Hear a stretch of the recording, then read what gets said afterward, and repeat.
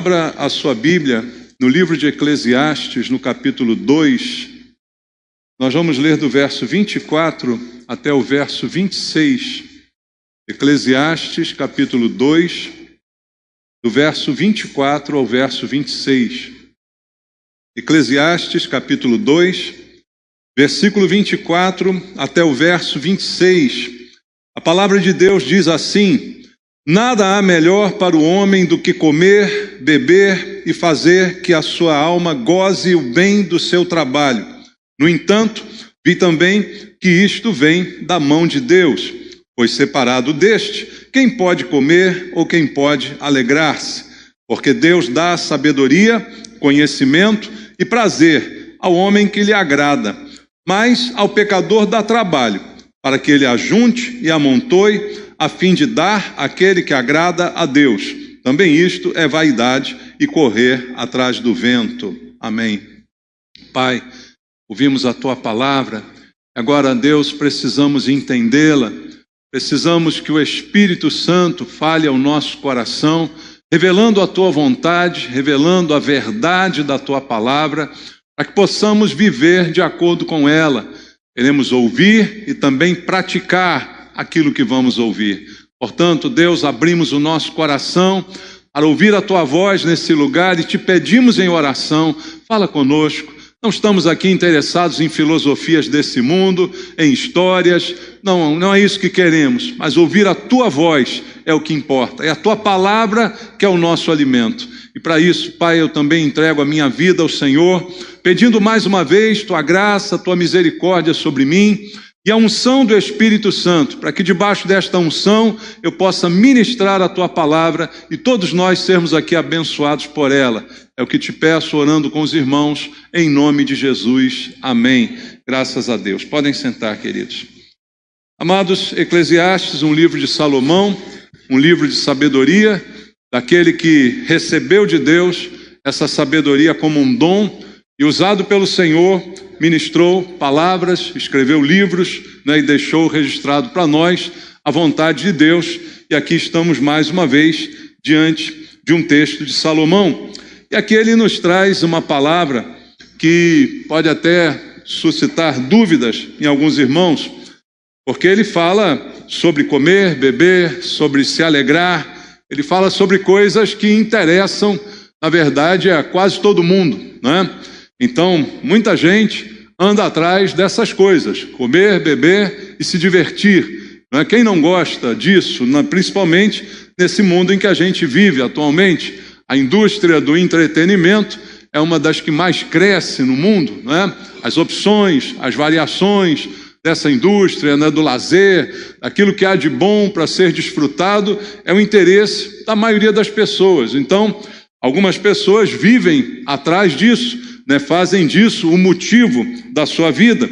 E, a princípio, pode não haver nada errado nisso, dependendo do conceito e do que a gente faz para ter essas coisas. Mas, se a gente olhar direitinho, até na igreja, muitas vezes a gente se preocupa e se interessa por isso. A gente faz programações que às vezes visam fornecer ao homem uma comida, uma bebida, um divertimento. Até na igreja, às vezes há alguma programação que tem isto como o propósito. Não apenas isto, evidentemente, mas que também contempla essas necessidades. Até aí, nada de muito errado, porque nós temos um privilégio, nós igreja, nós podemos fazer essas coisas sem nos afastar de Deus. É como o próprio Salomão diz aqui no verso 24 e 25. Ele diz: nada há melhor para um homem que comer, beber e fazer que a sua alma goze o bem do seu trabalho. No entanto, vi também que isto vem da mão de Deus, pois separado deste, quem pode comer ou quem pode alegrar-se? Então, Salomão diz, essas coisas são muito boas, são muito prazerosas, mas elas vêm de Deus. Porque se não vierem de Deus, nenhum bem elas vão produzir na nossa vida. Porque separado de Deus, ele diz, quem é que pode se divertir? Quem é que pode se alegrar? Quem é que pode de fato ter uma vida que vale a pena. Então esse é o conceito ensinado aqui por Deus através de Salomão. Então, olhando para isso, eu percebo que nós cristãos temos as condições ideais para viver uma vida agradável, para viver uma vida que contemple até estas coisas, porque nós já temos a presença de Deus, ou não temos? Nós já temos a presença de Deus, nós buscamos sempre essa presença, e é isso que deve transformar os nossos momentos de lazer, de alegria, de comer, de beber, de se alegrar em algo bom, porque nós chamamos Deus para estar nesses eventos. Então, até quando a igreja faz um evento, né, e a gente às vezes se preocupa em que esse evento tenha algum tipo de prazer, mas ele precisa estar atrelado a um propósito de Deus. Porque longe dele, ele é apenas um evento como outro qualquer que você encontraria num clube, encontraria em qualquer outro lugar no mundo. Então a diferença para nós é que nós chamamos Deus para ser e estar presente na nossa vida, para participar dos nossos momentos de alegria.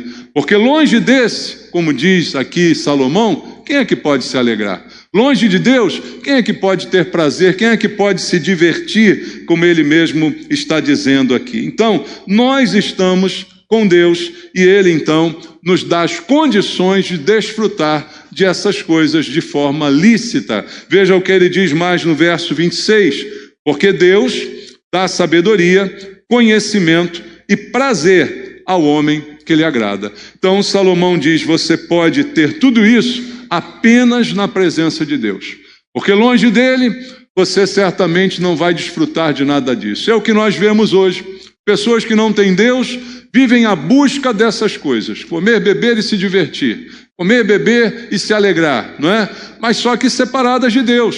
E aí o que acontece é que elas nunca estão plenamente satisfeitas, nunca estão plenamente realizadas, sempre há a sensação de que falta alguma coisa. Mas aí eu pergunto, será que um cristão pode ter esse mesmo sentimento? Eu acho que não. Nós podemos, sim, ter uma vida plena porque temos a presença de Deus. É nisso que nós precisamos focar e entender. E ele explica no verso 26, por que é assim? Porque Deus é quem dá sabedoria, conhecimento e também prazer. Veja, prazer, que é uma coisa que às vezes a gente associa ao mal, mas isso vem de Deus. Isso é bom para nós, é prazer. Quando vem de Deus, é bom. Não é o prazer que o mundo dá, não é o prazer que o mundo oferece, mas é algo que vem de Deus. E veja, Deus tem prazeres também para nós, só que são atrelados a Deus e aos seus princípios. Então, veja bem, no mundo atual, as pessoas buscam prazer, não buscam? A troco de qualquer coisa, a custo que ela não tem até limite em determinado momento de buscar esse prazer, porque ela deseja o prazer pelo prazer, mas quando nós o obtemos de Deus, ele de fato é satisfatório. Mas o prazer que alguém obtém quando consome algum produto, quando tem algum relacionamento, se está desassociado de Deus, esse prazer não é duradouro. Pelo contrário, é como a gente vê na vida de pessoas viciadas, não é? As doses vão ficando cada vez mais fortes. Por quê? Porque elas não satisfazem mais. A primeira dose tem um nível de satisfação, mas depois ela já não está mais satisfeita com aquele nível. E ela precisa de mais, e ela precisa de mais, e ela vive de forma desenfreada nessa busca pelo prazer, enquanto a Bíblia diz que isso vem de Deus. E longe dele, como diz Salomão, quem é que pode se divertir? Então Deus revela na sua palavra aquilo que ele tem para que a gente possa viver uma vida que vale a pena. E aí, irmãos, a pergunta que eu faço para cada um de nós refletir: a nossa vida tem valido a pena ser vivida? Veja, não estou falando de dinheiro, não estou falando de coisas que o dinheiro pode comprar, mas estou falando de satisfação. Satisfação. Como Paulo falou, como o autor de Hebreus falou, tendo com que comer e o que vestir, esteja satisfeito. Sensação de saciedade, ela existe em nós? Ou nós também estamos como as pessoas do mundo, eternamente insatisfeitos, eternamente na busca por algo mais que a gente às vezes nem consegue definir, a busca de uma satisfação maior que às vezes não conseguimos nem expressar, uma ânsia de vida. Será que nós estamos vivendo assim também? Não deveria ser dessa forma. Porque, embora possamos desfrutar de muitas coisas que são lícitas, aliás, a Bíblia diz, tudo me é lícito, mas nem tudo me convém. E eu não me deixo dominar por nenhuma destas coisas. Então veja o privilégio que tem um cristão, ter a presença de Deus, poder desfrutar de verdade, de coisas boas, de prazeres, na presença do Senhor, não é? Então, essa presença por si só, já é motivo de alegria. Mas aí a gente precisa questionar. Você sente essa presença? Você está satisfeito com ela? Não é? Você é completado por esse relacionamento com Deus? Porque veja, o que o Evangelho veio trazer não é reunir a gente numa igreja, mas ele veio trazer a nossa reunião com Deus. Religião é religar, é voltar novamente a me ligar com Deus. Não é me ligar com uma instituição, mas é a ligação com Deus. A Bíblia deixa claro que o pecado faz separação entre nós e Deus. Mas Jesus veio destruir as obras do diabo. Jesus veio para nos reaproximar de Deus, para nos justificar, para fazer a paz, como a Bíblia diz, para que agora eu tenha de novo acesso a Deus. Enquanto no pecado Adão se esconde de Deus, em Cristo eu me achego, como falamos semana passada, eu posso entrar com confiança no Santo dos Santos. Por quê? Porque houve essa reaproximação. Agora, se a minha fé não produz isso em mim, tem algo errado com a minha fé. De repente está mal direcionado, de repente o meu entendimento é diferente, de repente eu venho para a igreja apenas para ver se a vida muda, é mais uma aposta entre tantas que fiz na vida, para ver se muda alguma coisa, e aí eu não entendi nada, eu não entendi o Evangelho, eu não entendi o conceito de pecado, eu não entendi que o meu pecado é que me separava de Deus, e eu não entendi que a única solução para o meu pecado é entregar a minha vida para Cristo, para que eu possa de novo ter acesso a Deus. E agora sim viver em paz. E agora sim fazer com que a minha vida tenha sentido. Porque essa presença dela é que vai derivar todo o resto. Enquanto o homem se afasta de Deus lá no Éden, o que acontece? Deus coloca para o homem a sua punição. Deus coloca para o homem a consequência do seu pecado. Agora a vida não é mais uma vida de prazer. Agora a vida é uma vida de trabalho. Agora a vida é uma vida que só tem suor, como ele diz a Adão. Para Eva ele diz, agora a vida tem sofrimento, agora tem dor. Antes era um paraíso, agora não é mais. Mas quando a gente encontra com Cristo, isso é restaurado. Não é que a gente deixa de trabalhar ou deixa de sentir dor, não. Fisicamente não é assim que funciona. Mas agora eu posso ter paz. Agora eu posso ter alegria, porque eu não preciso mais me esconder de Deus, eu não preciso mais me ocultar do Senhor, agora eu posso ter um reencontro, e na presença de Deus eu tenho paz. Essa tem sido a nossa vida, queridos, essa é a interrogação que eu tenho que deixar, porque a presença é essencial para o resto todo. Veja o que diz de novo aqui, separado deste, quem pode comer ou quem pode se alegrar? Separado de Deus, quem é que pode fazer a vida valer a pena? Tem um monte de gente vivendo aí longe de Deus, não tem? Mas eu pergunto, isso é vida? A maioria das pessoas que você vê longe de Deus tentam desfrutar, podem ter até dinheiro, podem fazer tudo que o dinheiro proporciona, podem ter todos os prazeres do mundo, mas muitas vezes deitam à noite e não conseguem dormir uma noite de sono. Não consegue pôr a cabeça no travesseiro e pegar no sono. Por quê? Porque a vida não consiste dessas coisas. Como ensinou Jesus, a vida de um homem não consiste da abundância de bens que ele possui. Então, mesmo tendo tudo, a pessoa não consegue ser feliz. Mesmo tendo tudo, ela não consegue aproveitar a vida, embora ela pense que está aproveitando a vida. Como é que a gente aproveita a vida? Qual é a noção que nós temos de aproveitar a vida? Veja, para nós que cremos em Deus, tudo está atrelado à presença, pois separado deste, quem pode comer, beber ou se alegrar. Separado dele, nada disso faz sentido. Mas tem muita gente que está separada de Deus, come, bebe, se alegra, vai para o carnaval, faz, né, o que quiser fazer, está lá. Mas está separado de Deus. Funciona? Não funciona. Cada vez a dose tem que ser mais forte. Cada vez a ilusão tem que ser maior, para que eu saia da realidade, para que eu pense que eu estou vivendo, quando na verdade não estou. Mas por outro lado, quando eu sou perdoado por Deus, e agora posso desfrutar da sua presença, agora a vida pode ter sentido, porque a presença me leva a outras coisas. Mas primeiro ela, longe dele, não tem sentido. Mas na presença eu sou levado a outras coisas. Veja alguns exemplos. Eu deixo contigo aqui Josué, capítulo 1, aquele texto que a gente pregou aqui até outro dia. Josué, no capítulo 1, aqui no versículo número 8. Josué, capítulo 1, verso 8. Diz assim: não cesses de falar deste livro da lei, antes medita nele dia e noite, para que tenhas cuidado de fazer segundo tudo quanto nele está escrito. Então farás prosperar o teu caminho e serás bem sucedido. Olha o sucesso aí que todo mundo quer, o êxito que todo mundo deseja, né? Ser bem sucedido. Só que há um caminho para ser bem sucedido. O mundo tem um atalho, tem ou não tem?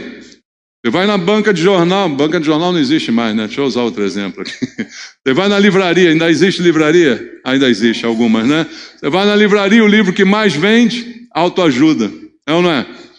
Ensinando você a viver melhor.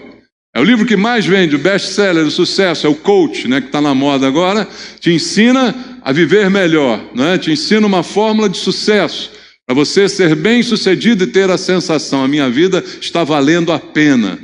Só que a Bíblia diz que a vida bem-sucedida é daquela que, antes de qualquer coisa, medita nos conceitos da palavra de Deus e tem o cuidado de fazer segundo nela está escrito. Ou seja, ouve e pratica a palavra de Deus. Aí a consequência é ser bem-sucedido.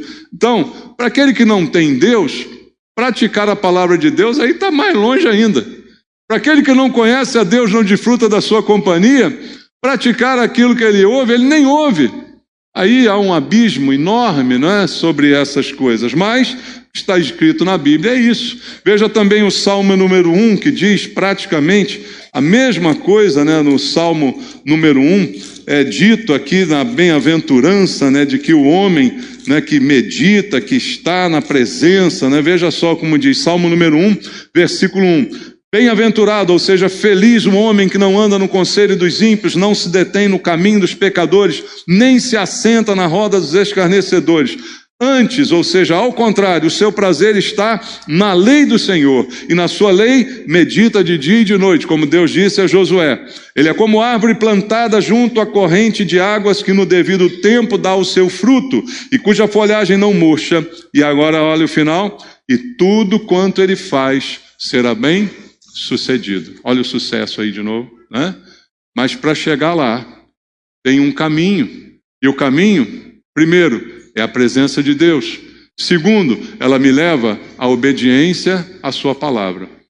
Tudo que a gente quer fazer errado, a gente quer fazer escondido, é ou não é? Tudo que a gente quer fazer de errado, a gente quer fazer escondido. Mas se a gente vive na presença de Deus, no mínimo isso vai nos inibir de fazer algo errado, concorda? É na presença. É na presença que se medita na palavra, é na presença que se cumpre a palavra, que se pratica o que nela está escrito. E é isso que nos proporciona a condição de viver bem, de ser bem sucedido, né? Porque próximos a Ele, aí sim nós temos o verdadeiro saber. Veja só, o versículo agora, número 7 de Provérbios, capítulo 1.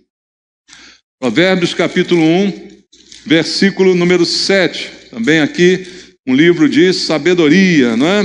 Provérbios, capítulo 1, versículo 7 diz: o temor do Senhor é o princípio do saber, mas os loucos desprezam a sabedoria e o ensino. Irmãos, tem muita gente louca nesse mundo aí, não tem?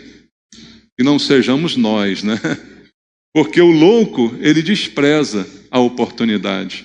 O louco despreza aquilo que Deus oferece.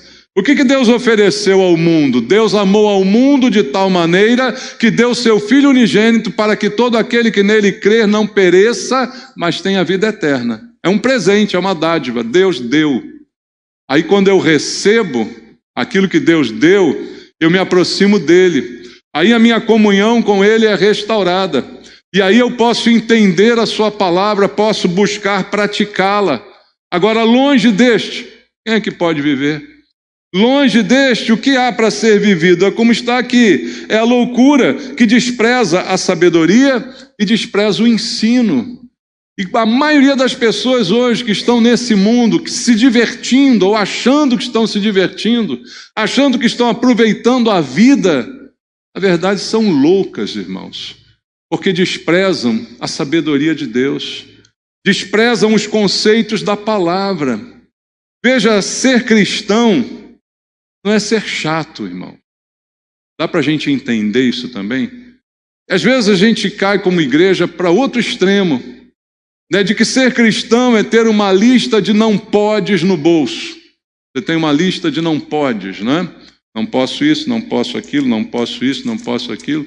É isso que se resume a nossa fé? É uma lista de não podes. Aí, por outro lado, no outro extremo, está o mundano que não conhece a Deus nem quer saber dele, dizendo assim: qualquer coisa vale, tudo vale, na busca do bem-estar e da felicidade. A Bíblia diz que tudo é lícito, mas nem tudo convém. Não é uma questão de pode ou não pode, simplesmente. É uma questão de convém ou não convém, combina comigo ou não combina, coaduna com a minha condição agora, ou isso já não faz mais parte da minha vida. Mas não é uma lista de não podes. Então deveria haver uma alegria em ser cristão. Mas às vezes a religiosidade faz com que as pessoas estejam na igreja e estejam tristes, porque estão massacradas por um monte de regras e não tem apoio nenhum na palavra de Deus. E aí elas não sentem prazer. É como se entregar a vida para Cristo fosse a renúncia a qualquer alegria. Como alguns até tentam pregar dessa forma. Entregar a vida para Cristo é acabar com a vida. Pelo contrário, é ganhar a vida. Não é? Mas quantas pessoas você já pregou o Evangelho e ela disse assim: é muito bacana o que você está dizendo, mas deixa eu viver um pouquinho mais. Quando eu ficar mais velho, eu me entrego para Cristo. Depois que eu frequentar todas as esbórnias possíveis, né? Depois que eu tomar todas, depois que eu cheirar tudo que tem para cheirar, aí eu me entrego, porque está muito cedo ainda para eu perder a minha vida. Impressionante. Tem gente que ainda fala isso, irmãos. Porque a mensagem do Evangelho que a gente está pregando é uma mensagem desassociada da verdade de Deus. Não é que seja proibido rir, se divertir. Você lembra do filme antigo O Nome da Rosa? Com Sean Connery, alguém lembra? Tem velho aqui que ainda lembra disso. O Nome da Rosa era a história desse cara, desse monge, né, que vai se descobrir, é um investigador, né, que vai descobrir por que os monges estão morrendo no convento, por que estão morrendo envenenados, porque alguém envenenou as páginas de alguns livros que não eram exclusivamente livros religiosos, que eram livros que faziam as pessoas rir de alguma forma. Já contei o filme, já é spoiler, né? Então, era isso que acontecia. E aí você lia o livro, começava a rir. E rir era pecado para o monge. Então, um monge muito bacana, chato pra caramba, né? Que não queria ver ninguém rindo, queria ver todo mundo chorando. Quanto mais chorar, melhor. Ele envenenou as páginas do livro. E você tem a mania de fazer assim, ó. Aí as pessoas faziam isso no livro. Daqui a pouco o monge caía duro, morria envenenado. Por que está morrendo? Aí o cara vai descobrir. O livro é isso. Porque a religião afirma que você não pode rir, que rir é pecado.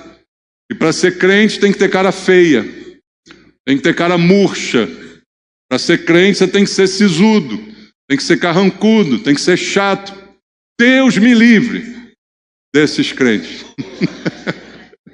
Deus me livre de crente chato, irmão. Vai embora, vai procurar teu lugar. Que é triste isso, não é, irmão? É triste. E não é o que diz a palavra de Deus. A vida que Deus tem para nós é a vida em abundância, como disse Jesus. E como já cansei de ensinar aqui, isso não é dinheiro em fartura, mas é vida. É vida com muita vida. Mas tem gente que tem vida que não tem vida. É os que eu chamo de zumbis da fé. Estão andando, estão para lá e para cá, estão comendo cérebro, mas não tem vida. Está morto, mas continua se mexendo. E não é isso que Deus tem para nós. Que a gente apenas passe pela vida esperando a morte. Tem gente que passa pela vida esperando a morte. Ou morrer mesmo, então... Não, mas não é isso que Deus tem. Jesus não disse, o ladrão veio roubar, matar. Eu não, eu vim para que você tenha vida. E vida abundante. Vida que vale a pena ser vivida. E é isso que a gente precisa entender. Veja, em Hebreus, vamos ler aqui a carta aos Hebreus, no capítulo 10. Hebreus, capítulo 10, versículo 38 e 39. Eu até citei esse verso semana passada. Hebreus 10. Diz assim, todavia o meu justo viverá pela fé. Agora olha o que ele fala, se retroceder, nele não se compraz a minha alma, ou seja, a minha alma não tem prazer nele se ele retrocede. Nós fomos chamados para avançar, irmãos. A fé é que nos salva, é ou não? Não é a fé? A Bíblia diz, não é por obras para que ninguém se glorie, não é pelo que eu faço que eu sou aceito por Deus, mas é pelo fato de eu crer nele, que ele me aceita. Como já disse aqui inúmeras vezes, eu nunca uso a expressão aceita Jesus, porque Jesus não é um salgadinho que o garçom passa, você aceita. Ele é que me aceita. Então, a fé faz com que ele me aceite. E aí, eu me torno filho de Deus. E aí eu passo a viver por esta mesma fé que me salvou. O meu justo vive pela fé. Mas não posso voltar atrás. Porque se retroceder, não há prazer em Deus. Esse caminho não tem volta. O caminho cristão é um caminho sem volta. E agora o verso 39. Nós, porém, olha como o autor de Hebreus fala, não somos dos que retrocedem para a perdição. Somos, entretanto, da fé para a conservação da alma. Nós, porém, nós somos diferentes. Não é uma possibilidade para a gente voltar atrás. Como disse Jesus, quem põe a mão no arado, olha para trás, não está apto. Então não posso nem olhar, nem voltar. Não é opção para mim, é caminho sem volta. Mas é viver pela fé. Sem fé, diz a Bíblia, é impossível agradar a Deus. A minha vida agora tem toda a condição de agradar a Deus, porque eu fui salvo, fui reaproximado, fui justificado, posso desfrutar da sua presença, que antes era inacessível ao povo judeu. Mas agora posso entrar no Santo dos Santos, como o próprio autor de Hebreus vai dizer aqui. Agora desfruto de privilégios enormes, mas privilégios trazem responsabilidades. E eu não sou daquele que volta atrás, mas eu continuo. A vida do cristão é de fé em fé, mas tem que valer a pena ser vivida. A nossa fé não é uma condenação à morte em vida. Não. A nossa fé faz a gente viver. O justo vive pela fé. A nossa fé é fonte de vida, irmãos. Como disse Jesus, preguei semana passada, nem só de pão viverá o homem, mas de toda palavra que procede da boca de Deus. A fé vem pelo ouvir da palavra, não é o que diz a Bíblia? Ou seja, tudo isso Deus proporciona para que eu viva. E no que consiste essa vida e a bênção? Aí volta lá em Eclesiastes, olha só o que Salomão diz aqui, aonde a gente começou lendo, o capítulo 2 do livro de Eclesiastes. Veja o que ele fala aqui no versículo número 26. Capítulo 2, voltando aqui ao texto, no versículo 26, porque Deus dá, é de graça, sabedoria, conhecimento e prazer ao homem que lhe agrada. A bênção de Deus consiste naquilo que Ele nos dá. Nós temos um conceito de bênção. Há pessoas que vêm para a igreja porque querem bênção. Há pessoas que começam um relacionamento com Deus somente porque querem bênção. Mas o que essas pessoas definem como bênção? Sabe o que a maioria das pessoas define como bênção? Dinheiro. Tem algum aí na sua carteira? Algumas pessoas definem bênção como sinônimo de dinheiro. Tanto que às vezes um irmão chega para o outro e diz: você pode me abençoar hoje? Paga o meu almoço na cantina. Isso é dinheiro, não é? É uma maneira bonitinha da gente dizer que bênção é dinheiro. Só que bênção e dinheiro não tem nada a ver uma coisa com a outra. Bênção de Deus é muito mais do que isso. Porque dinheiro sem a presença de Deus, já vimos aqui no verso 25 que não vale nada. Não, longe deste, quem pode comer ou se alegrar?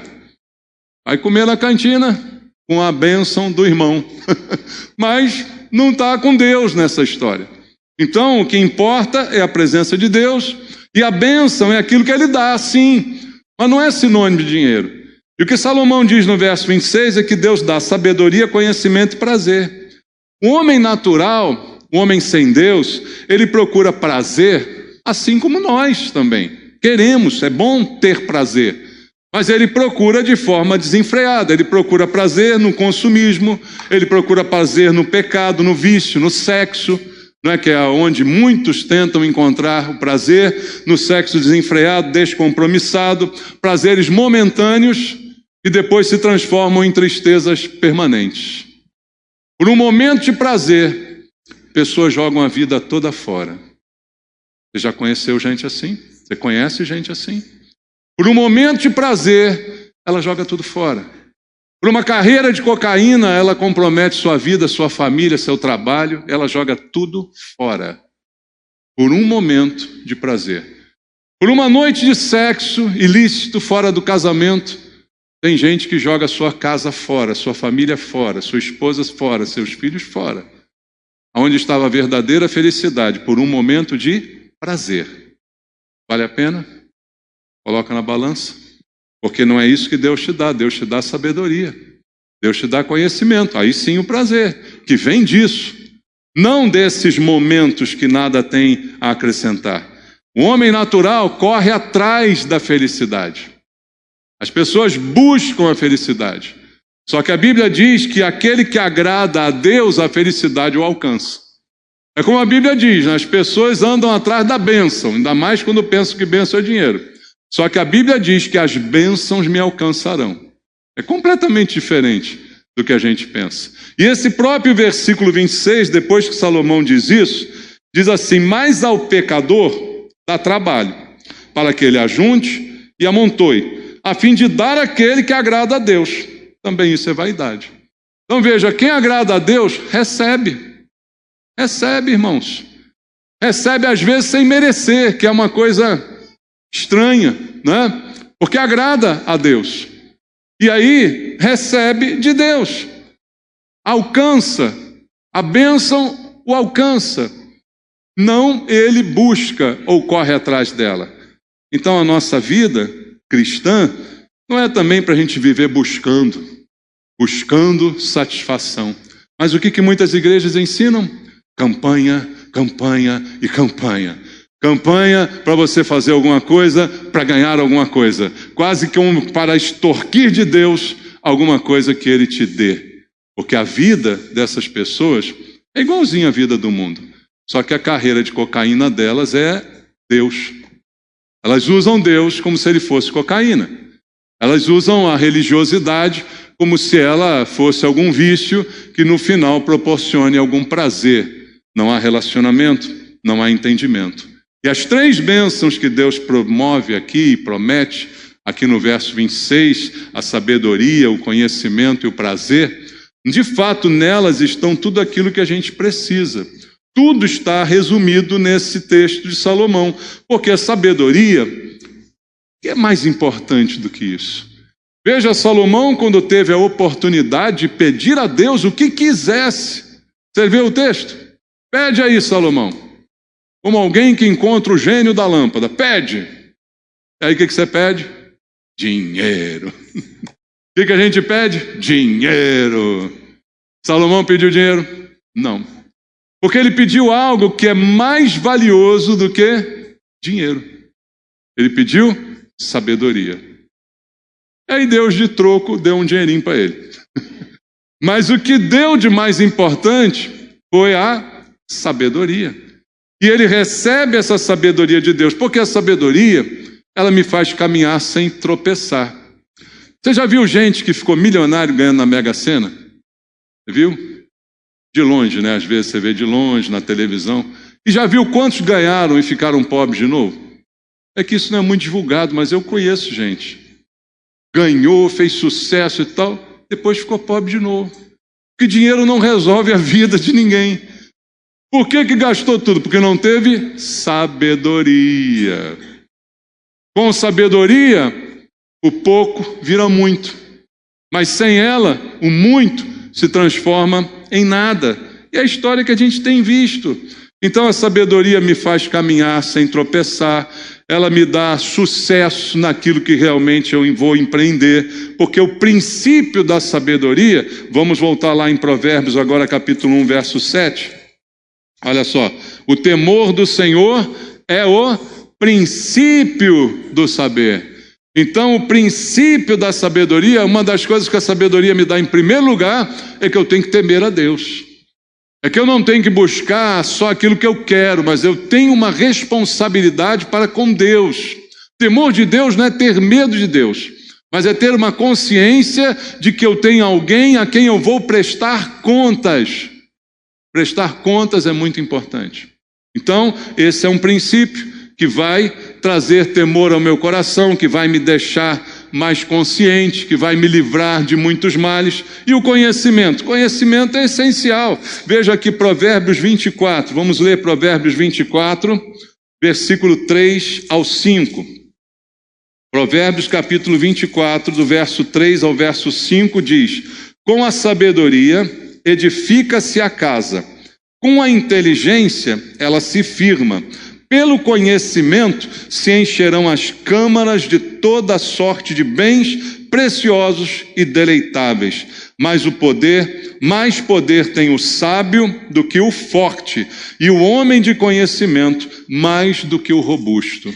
Veja, sabedoria, conhecimento como base para a edificação da casa, como base para a construção da vida, experiência de vida. E sabe o que a Bíblia diz lá no texto em Eclesiastes? Quem nos dá isso é Deus. É Deus que me dá sabedoria. É Deus que me dá conhecimento. Veja, conhecimento eu até posso adquirir por mim mesmo, não é? Você pode estudar determinado assunto. Então, a gente pode buscar conhecimento por conta própria. Pode buscar se aprofundar em determinado assunto. Mas o conhecimento prático para a vida, esse vem de Deus. Assim como a sabedoria, ela é presente, ela é dom de Deus para nós. É um presente que vem do alto. E é o que há de melhor para que eu possa viver uma vida que vale a pena ser vivida. E o prazer, veja só agora o que diz também o texto de Neemias. Neemias capítulo 8. Neemias capítulo 8, verso 10. Texto bem conhecido aí de todos também. Neemias capítulo 8, verso número 10. Disse-lhes mais: ide, comei carnes gordas, tomai bebidas doces e enviai porções aos que não têm nada preparado para si, porque este dia é consagrado ao nosso Senhor. Portanto, não vos entristeçais, porque a alegria do Senhor é a vossa força. Neemias está falando de uma festa, de uma celebração, não é? De comer, de beber, de se divertir, como está escrito, mas está lembrando o povo: a alegria do Senhor é a nossa força. O prazer bom que eu tenho para você desfrutar, é esse que vem de Deus. Não vem só das coisas, só das comemorações, só das comidas, dos divertimentos, mas vem do Senhor. Então, a alegria do Senhor é a nossa força. Então, amados, dito isso, como que eu vou aproveitar as bênçãos de Deus para aproveitar a minha vida? Como é que eu farei a minha vida ter sentido? Como é que eu vou viver pela fé como um justo, de forma que a minha vida vale a pena ser vivida? Muitos de nós, cristãos, que estão em igreja, estão deixando a vida passar, sem desfrutar dela. Primeira coisa importante que eu destaco, foi até assunto da mensagem que eu trouxe alguns domingos atrás, sobre os ataques que nós sofremos na nossa mente. Você lembra dessa mensagem? Proteger a cabeça, o capacete da salvação. A cabeça é alvo de Satanás. Então a primeira coisa é para eu poder aproveitar as bênçãos de Deus, eu preciso orientar as minhas emoções. Muitas vezes estamos com as emoções descontroladas e isso não me permite aproveitar a vida. A vida passa e eu fico com as minhas emoções conturbadas. Coloque em ordem as suas emoções. Coloque em ordem a sua mente, não é? Busque a Deus. Coloque os seus pensamentos no Senhor. Como a Bíblia diz, eu mostrei para você naquela mensagem, algum louvor existe? Há alguma bênção? Seja isso que ocupe o vosso pensamento. Alguma coisa boa. Agora vamos pensar em coisa ruim. Eu vou ter uma vida boa? Se a minha mente só pensa o mal, eu vou desfrutar de alguma vida que vale a pena? Então, para desfrutar daquilo que Deus tem para mim, primeiro, eu preciso orientar as minhas emoções. Eu preciso cuidar dessa área que é tão importante, proteger a minha cabeça, como disse o salmista naquela mensagem. Eu preciso disso. E às vezes eu preciso usar isso no meu relacionamento com Deus. E aí eu volto a abordar um tema. Muitos de nós têm um relacionamento doentio com Deus. Tem pessoas que desconfiam de Deus. Sabia disso? Será que Deus quer mesmo o meu bem? Será que todas as coisas cooperam mesmo para o bem daqueles que amam a Deus? Eu desconfio. Então, se eu desconfio ou não, creio. E se eu não creio, eu não vivo pela fé. Como falei outro dia aqui também, a gente fica pensando no pior. A gente fica pensando que a vida ela está descontrolada, que Deus de repente não está olhando tanto para mim quanto eu gostaria, que não está de fato tão importado com o meu problema quanto eu gostaria. Não pense nisso. Para você aproveitar a sua vida, oriente as suas emoções, pare de desconfiar de Deus. E sabe um exemplo que eu gosto muito de trazer? É o que está lá em Atos, que eu quero ler contigo agora, Atos 16. Esse é um exemplo de pessoas que controlam as suas emoções e não desconfiam de Deus. Atos 16, versículo 25. Você conhece. Por volta da meia-noite, Paulo e Silas reclamavam demais de Deus. Paulo e Silas espraguejavam, rogavam praga em todo mundo, reclamavam da vida, diziam: ó vida, ó azar, por que isso aconteceu comigo? Não. Por volta da meia-noite, Paulo e Silas oravam e cantavam louvores a Deus, e os demais companheiros de prisão escutavam. Eu acho que esse é o melhor testemunho que a gente pode dar. É melhor do que dizer para alguém: vem para a igreja, seus problemas serão resolvidos. Primeiro que isso é uma mentira. Ninguém ganha ninguém para Jesus mandando vir para a igreja resolver problema. Resolver problema, compra um livro de matemática. Tá bom? Não é essa a função de Jesus. A função de Jesus é perdoar seus pecados. E só Ele pode fazer isso por você. Mas nós, às vezes, pensamos que isso é evangelismo. Evangelismo é isso aqui. É Paulo e Silas orando e cantando, e os outros presos ouvindo e perguntando como é que esses caras podem estar orando e cantando, estando na mesma situação que nós estamos agora. Então, amados, cantar no meio da tribulação é uma revelação de que, de fato, você controlou as suas emoções e de que você não está desconfiando de Deus. Em nenhum momento eles desconfiaram de Deus, dizendo: por que estamos aqui, por que isso aconteceu conosco? Será que erramos? Será que Deus esqueceu da gente? Não foi isso que eles fizeram. Outra coisa importante para você viver a bênção de Deus e a fazer a sua vida valer a pena, eu deixo apenas um lembrete contigo que está no Salmo número 100. Vamos ler o Salmo número 100, no versículo número 2. Salmo 100, verso 2 diz: servi ao Senhor com alegria, apresentai-vos diante dele com cântico. Aprenda a servir a Deus com alegria. E aí você vai ver que a sua vida vai melhorar muito, irmão. Você vai ver que a sua vida vai valer a pena, você vai aproveitar a vida. Mas tudo que a gente faz de má vontade é muito ruim, não é? Por isso que eu acho que tem muito cristão de cara amarrada, porque ele vem à igreja de má vontade. Ele queria estar em todo lugar, menos aqui. Então você chega perto dessa pessoa, você vai ganhar o quê? Um bom dia, um sorriso? Não, vai ganhar uma faísca no olho, né? Porque ela queria estar em todo lugar, menos aqui. Não, sirva a Deus com alegria.